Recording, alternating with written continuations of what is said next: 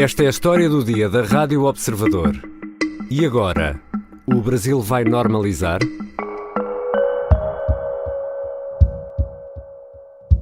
O que aconteceu no Brasil é mais grave do que aconteceu no Capitólio. Porque nós assistimos nos Estados Unidos foi uma invasão ao poder legislativo. Aqui nós tivemos uma invasão à sede de todos os poderes, da forma que aconteceu. Mas a pronta resposta que ocorreu ontem mesmo, nós conseguimos que os 3 prédios fossem recuperados. Nós já estamos trabalhando normalmente. Paulo Pimenta é ministro da Secretaria da Comunicação e fala aos jornalistas em Brasília. Através da CNN Brasil, diz que o ataque até fortalece a democracia brasileira, que não irá ceder. Sinal disso mesmo, diz Paulo Pimenta, é que 24 horas depois, os vidros estão a ser substituídos e o trabalho das instituições retomou. Em poucas horas nós queremos que tudo esteja pronto. Eu estive hoje com a ministra Rosa Weber, acompanhando a audiência com o presidente Lula. Foi destruído o plenário do Supremo Tribunal Federal, a sala dela, e para a reabertura do ano judiciário, nós teremos tudo pronto para mostrar para o Brasil e para mostrar para o mundo a força da democracia, da Constituição Federal e o funcionamento das nossas instituições.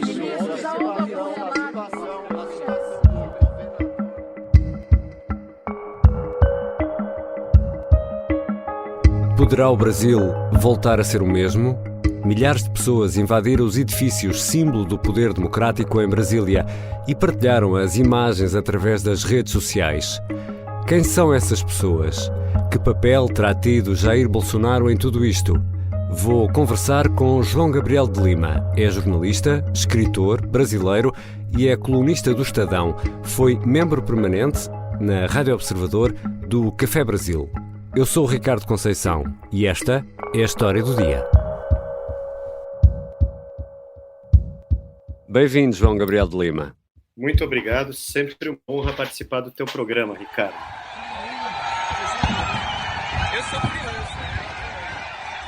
Qual foi a tua reação este domingo quando recebeste a notícia, quando soubeste da invasão do Congresso, do Supremo Tribunal Federal e também do Palácio do Planalto? Como é que reagiste? Foi uma reação de choque, uma reação de completo choque, porque nada disso, nada parecido com isso aconteceu no Brasil. Nunca aconteceu no Brasil de você ter uma invasão com depredação dos 3 prédios que simbolizam a democracia brasileira, né? Como tu sabes, e a maior parte dos ouvintes sabe, a cidade de Brasília ela tem uma praça que se chama Praça dos Três Poderes. Uhum. Ela foi construída pelo o arquiteto Oscar Niemeyer e abriga no mesmo lugar os 3 palácios, o Palácio do Supremo Tribunal Federal, o Congresso Nacional e o Palácio do Planalto, onde despacha o presidente da República. Então, isso é um grande símbolo da democracia brasileira. Depredar esses 3 prédios é um atentado contra a democracia como nunca houve antes no Brasil. Agora, tu me pergunta se houve uma surpresa. Porque isto não estava previsto, porque houve o protesto dos camionistas. Beleza, pessoal? Travou. Geral Brasil. Joinville travou, Criciúma travou, Itajaí, São Paulo, Curitiba, Rio de Janeiro... Houve uma série de manifestações e até acampamentos de apoiantes de Bolsonaro. Ninguém previu que isto pudesse acontecer? Sim, desde a eleição de Lula da Silva, no final de outubro do ano passado, que se falava muito no Brasil na possibilidade de haver um Capitólio brasileiro. Uhum. O que nos animava de que talvez não houvesse esse Capitólio brasileiro é que já havia acontecido o Capitólio americano. Então, as autoridades brasileiras, a polícia brasileira, que mantém um intercâmbio constante com seus pares nos Estados Unidos, sabia como esse tipo de coisa funcionava e como fazer, possivelmente, para evitar que o mesmo acontecesse no Brasil. E o que foi mais absurdo ainda é que na antivéspera e na véspera dos acontecimentos, desses horríveis acontecimentos, nós tivemos, saiu em todos os jornais brasileiros, em todos os sites da internet, nos programas de rádio, nos podcasts, nas redes sociais, que vários ônibus com bolsonaristas, extremistas bolsonaristas, que estavam na frente de quartéis do Exército, desde a derrota de Jair Bolsonaro, pedindo que os militares dessem um golpe militar na democracia, esses manifestantes extremistas bolsonaristas, eles estavam na frente do Congresso pegando ônibus para Brasília. Todo mundo sabia que eles iam chegar. E não haver uma estrutura preventiva para receber e para impedir que isso acontecesse, é algo que ainda vai ser apurado para saber exatamente quais foram as culpas nesse episódio. Houve passividade das autoridades? Vimos polícias a sorrir e a tirar fotografias. De acordo com o ministro da Justiça, Flávio Dino, ministro da Justiça e da Segurança Pública no Brasil...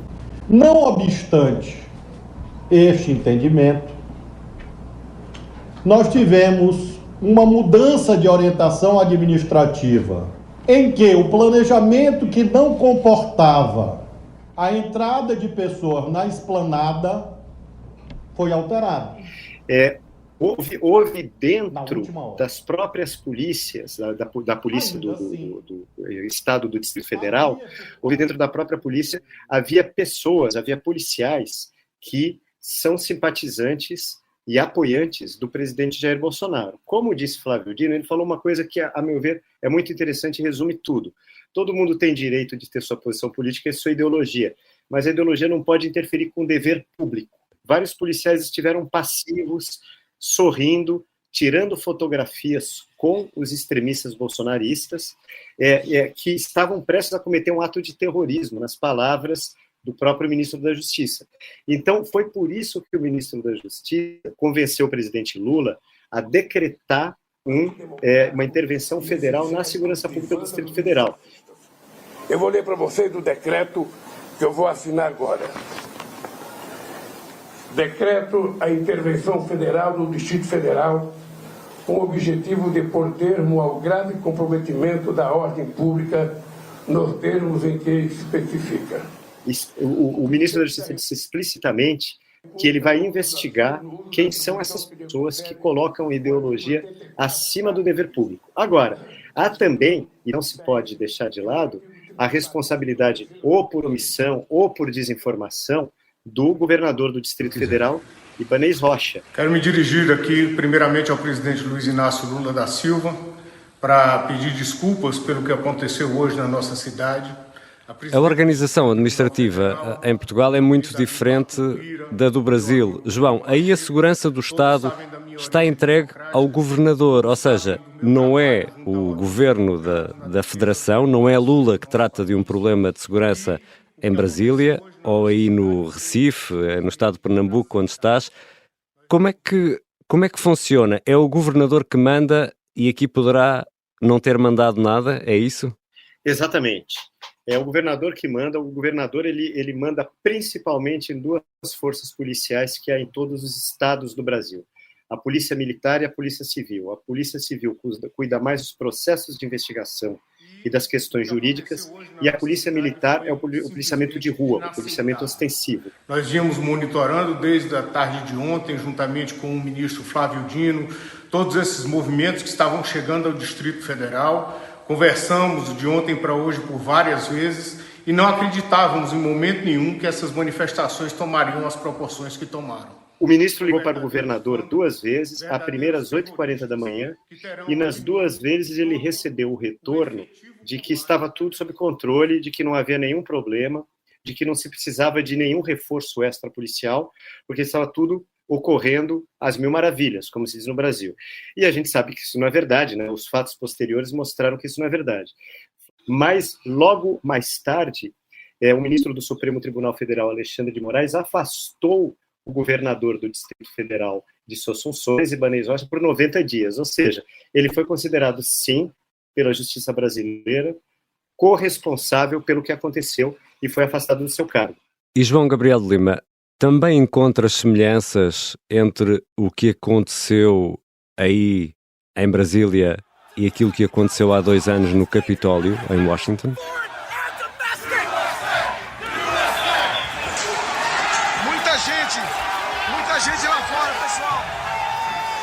Eu acho que é possível dizer que parte da inspiração dos extremistas brasileiros veio dos extremistas americanos, porque o próprio ex-presidente Jair Bolsonaro, ele sempre disse que ele tinha dois grandes inspiradores no mundo.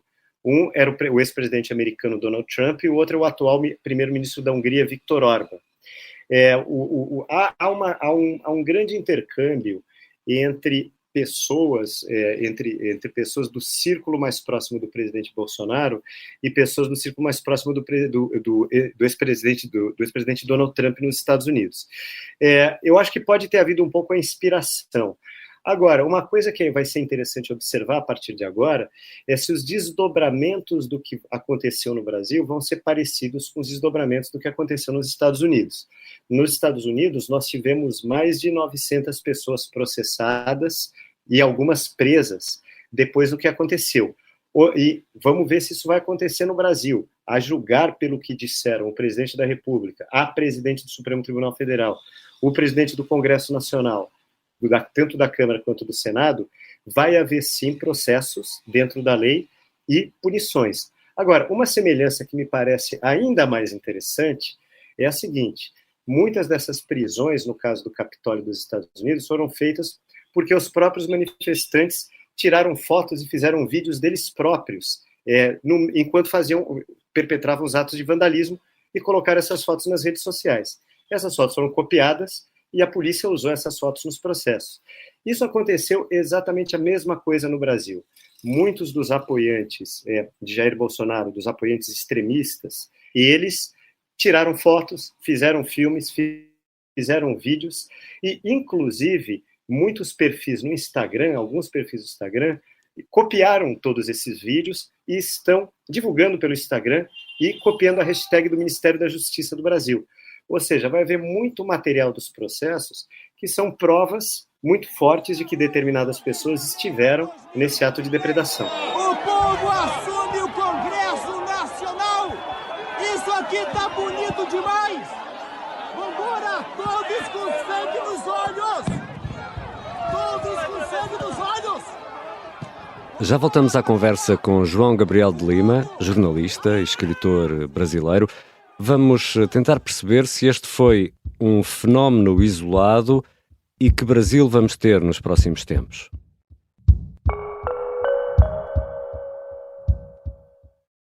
As armas e os barões assinalados. E o resto é história, com João Miguel Tavares e Rui Ramos, às quartas-feiras, depois do Jornal do Meio-Dia e sempre em podcast. Estamos de regresso à conversa com João Gabriel de Lima, jornalista, escritor brasileiro, que está a conversar connosco a partir de Recife, Pernambuco. João, e quem são estas pessoas que invadiram Brasília? Quem representam? Essas pessoas, elas agem em nome do ex-presidente Jair Bolsonaro. Elas são pessoas que foram para a frente dos quartéis, contestando o resultado das eleições, dizendo que havia tido fraude eleitoral, que foi o mesmo discurso do presidente Jair Bolsonaro, e pedindo um golpe militar contra a democracia, golpe esse que nunca ocorreu, porque a maior parte dos militares brasileiros, a imensa maioria dos militares brasileiros, obviamente obedece à Constituição e é contra que haja um golpe militar. Agora, aí a pergunta seguinte poderia ser, talvez, o Jair Bolsonaro teve 49% dos votos. Essas pessoas representam essa quase metade dos brasileiros que votou em Jair Bolsonaro? Aí eu diria que não. E eu acho que tem um dado de pesquisa que é muito interessante. Foi feito um levantamento de redes sociais pelo Instituto Quest, que é referência nessa área no Brasil, ontem mesmo, durante a invasão dos prédios públicos, e essa pesquisa mostra que 90% dos brasileiros condenam veementemente o que aconteceu. Apenas 10% acham que pode haver razões para o que aconteceu. Outras pesquisas de institutos como o Datafolha mostram que o bolsonarismo radical, que seria a franja da extrema-direita brasileira, ele é mais ou menos desse tamanho, seria algo como 10% da população. Então a gente pode dizer com uma certa clareza que desses 49% de brasileiros que votaram em Bolsonaro, cerca de 40% são eleitores que votaram em Bolsonaro porque não queriam Lula da Silva. Pessoas que podem ser mais à direita, mas não da extrema-direita radical que Bolsonaro representa. Então, essa extrema-direita radical seria um pouco o core dos apoiantes do Jair Bolsonaro, do ex-presidente Jair Bolsonaro. João, seriam seus apoiantes mais fiéis. E tudo isto para nada, para ninguém, ou seja, não há ninguém que no domingo pudesse entrar no Planalto e tomar o poder e ficasse à frente dos revoltosos, ou há? Não existe.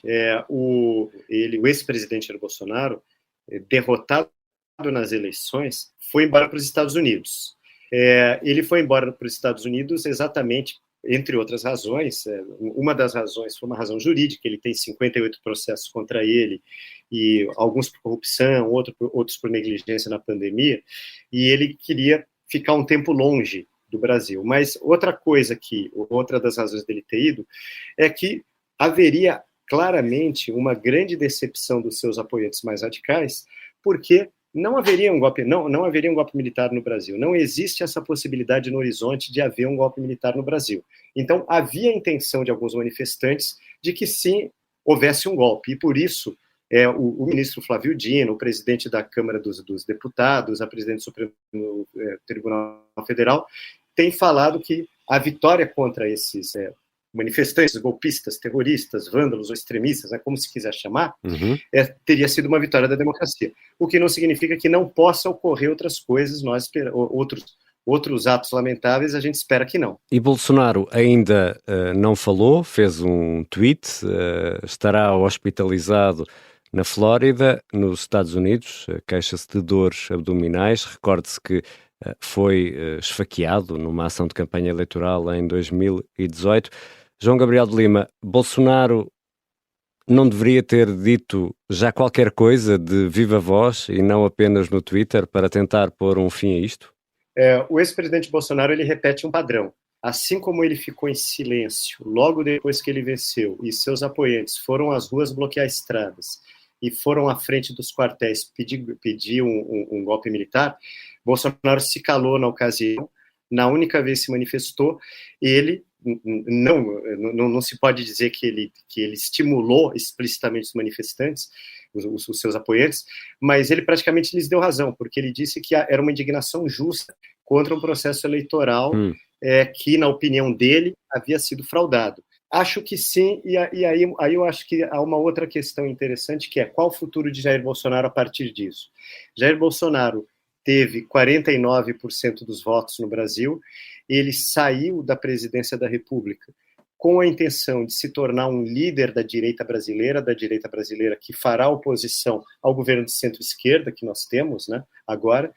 E o que muitos analistas estão dizendo, cientistas políticos ouvidos por vários veículos da comunicação social brasileira, eles estão dizendo que esse episódio ele pode ter mais atrapalhado do que ajudado as pretensões de Jair Bolsonaro. Atrapalhado bastante, porque o eleitor de direita brasileiro, o eleitor conservador, o eleitor liberal, o eleitor que pode até ter votado em Jair Bolsonaro porque não queria um presidente de esquerda, esse eleitor ele não gosta, em sua maioria, e a pesquisa do 90% a 10% mostra isso, de atos de vandalismo e de até profanação de símbolos nacionais. O brasão da República ele foi vandalizado dentro do Supremo Tribunal Federal. Apenas só um último comentário que eu acho que é muito simbólico. Entre vários símbolos nacionais que foram vandalizados, palácios, prédios públicos, obra de arte, brasão, exemplar histórico da Constituição brasileira, eu acho que é um que mostra muito esse tipo de vandalismo, que foram igualmente vandalizados os gabinetes do PT, o principal partido de centro-esquerda do Brasil, que agora está no governo, e o PSDB, que era até pouco tempo atrás o principal partido de centro-direita do Brasil. Então, esse vandalismo se deu contra o sistema político, contra a democracia, contra partidos à direita e à esquerda. E, João, isto foi um epifenómeno ou poderemos assistir a uma repetição? O Brasil vai agora normalizar? É uma excelente pergunta. Todos nós torcemos e todos nós esperamos que sim. E isso depende, a meu ver, de duas coisas. Primeiro, o governo federal e todos os poderes da República, eles precisam, de uma certa maneira, estar unidos em torno da ideia de democracia. Essa reação ela precisa ser muito dentro da lei, respeitado o devido processo legal, o direito de defesa, mas ela precisa ser bastante forte, ela precisa ser bastante veemente. Precisa ficar muito claro para os extremistas brasileiros de que o crime não compensa, de que o crime político não compensa. Eu acho que essa é a primeira coisa. E a segunda coisa que é muito importante é se criar um ambiente menos polarizado no Brasil. Eu acho que o atual governo, ele tentou fazer uma geringonça, para usar uma palavra muito cara em Portugal, e é uma geringonça maior que a geringonça, porque é uma geringonça que junta centro-esquerda e centro-direita, praticamente, no Brasil, uma grande porção. Ela exclui apenas os partidos, os apoiantes mais fortes do ex-presidente Bolsonaro e, obviamente, os extremistas. Então, havia um clima, e antes desses atos, havia um clima de uma tentativa de uma distensão e de uma retomada do diálogo. Eu acho que isso é muito importante para que esses atos não ocorram mais. João, muito obrigado. Eu que agradeço. João Gabriel de Lima, jornalista e escritor brasileiro, é colunista do Estadão e foi membro permanente do Café Brasil na Rádio Observador. Esta foi a história do dia. Os sons que fomos ouvindo ao longo do episódio foram recolhidos nas redes sociais. Este episódio contou ainda com a colaboração do jornalista Rui Casanova. A sonoplastia é do Artur Costa, a música do genérico do João Ribeiro. Eu sou o Ricardo Conceição. Até amanhã.